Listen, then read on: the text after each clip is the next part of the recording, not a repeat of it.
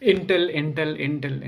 So Intel is one of the most uh, important technology companies in the world for decades, and Intel, as you all know, like powered almost all the PCs before, and so today we're asking a question: so is Intel falling behind or prepared to come back?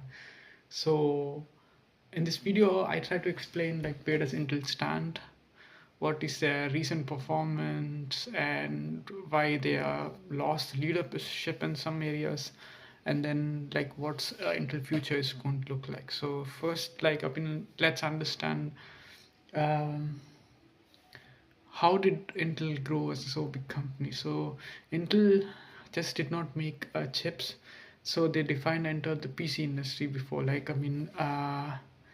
and so there's something called, like, I don't know, all the kids from the 90s, they actually know on the laptops you see the Intel inside, and that became a global brand, and then Intel literally dominated all the CPUs for desktops, laptops, and servers, and their manufacturing technology was always years ahead of competitors.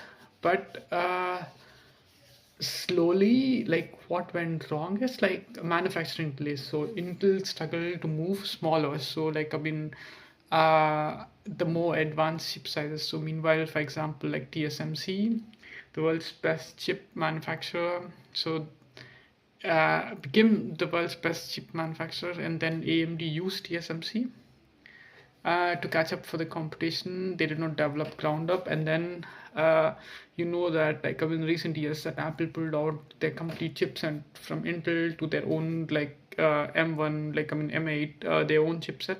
So, and then coming to the AI war.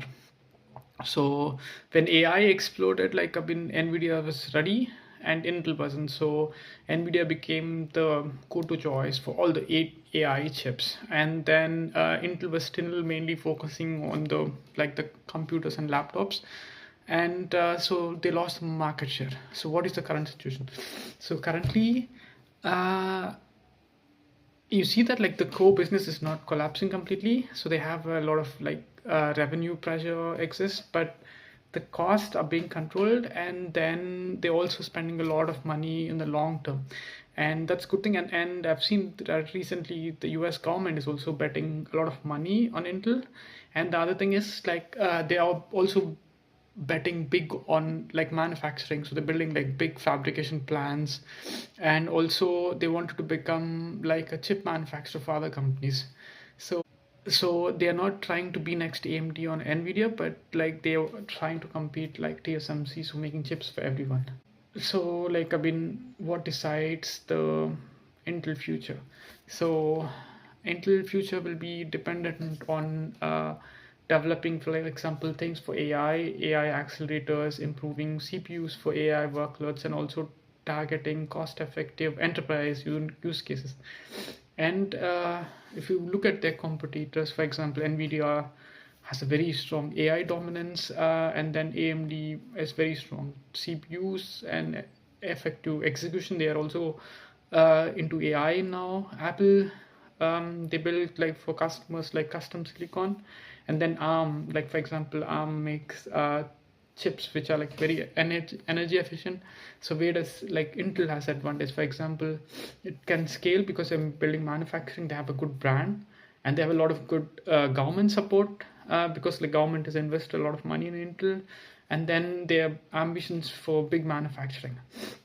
So how does the future look like? Future successful turnaround, manufacturing improves, AI grows steadily, and Intel becomes a stable tech chain.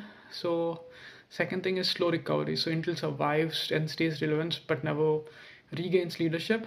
And third one is strategic failure. Manufacturing bets. So what could go wrong? Like, manufacturing, if it fails, like, the competition pull ahead, then that would not be good. So, like, Intel is no longer a simple story. So, it's not a clear winner, it's not a clear loser, and it's a company rebuilding itself in public. So, and the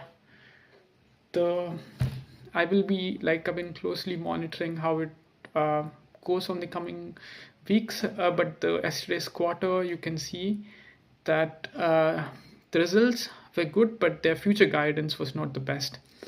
And that's it for today, and signing off.